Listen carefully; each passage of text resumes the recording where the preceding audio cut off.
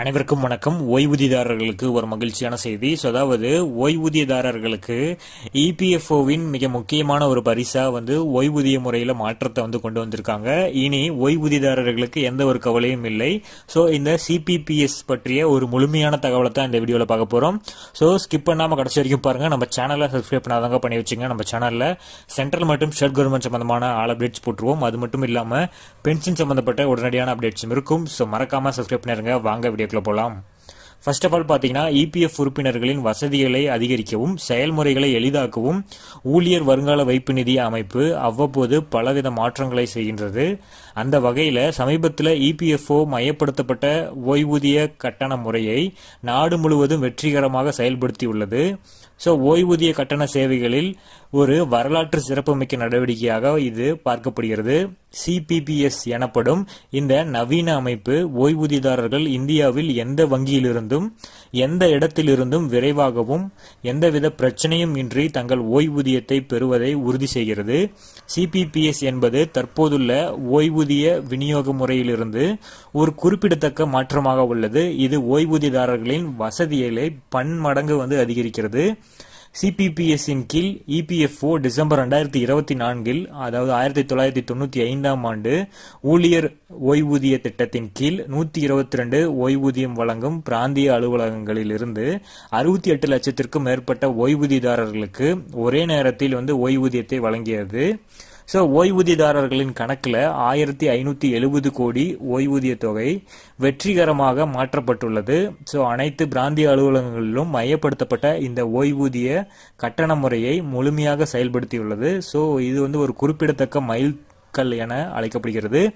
மத்திய தொழிலாளர் மற்றும் வேலைவாய்ப்பு அமைச்சர் டாக்டர் மன்சுக் மாண்டவியா இந்த சொல்லியிருக்காரு.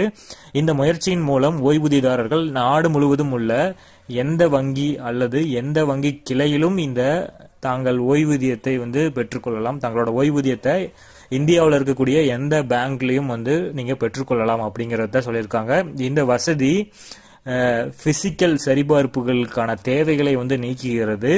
ஓய்வூதிய விநியோக செயல்முறை இப்போது எளிதாகவும் வசதியாகவும் மாறிவிட்டது.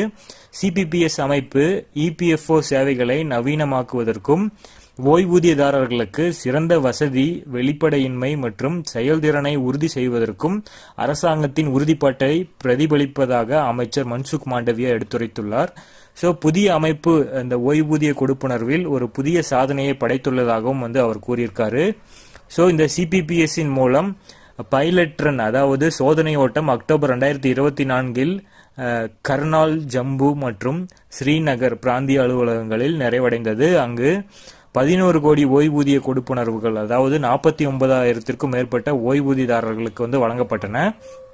நவம்பர் 2024 இரண்டாவது சோதனை ஓட்டத்தில் 24 பிராந்திய அலுவலகங்களில் தொடங்கி 9.3 லட்சத்திற்கும் மேற்பட்ட ஓய்வூதியதாரர்களுக்கு ரூபாய் 213 கோடி விநியோகிக்கப்பட்டது.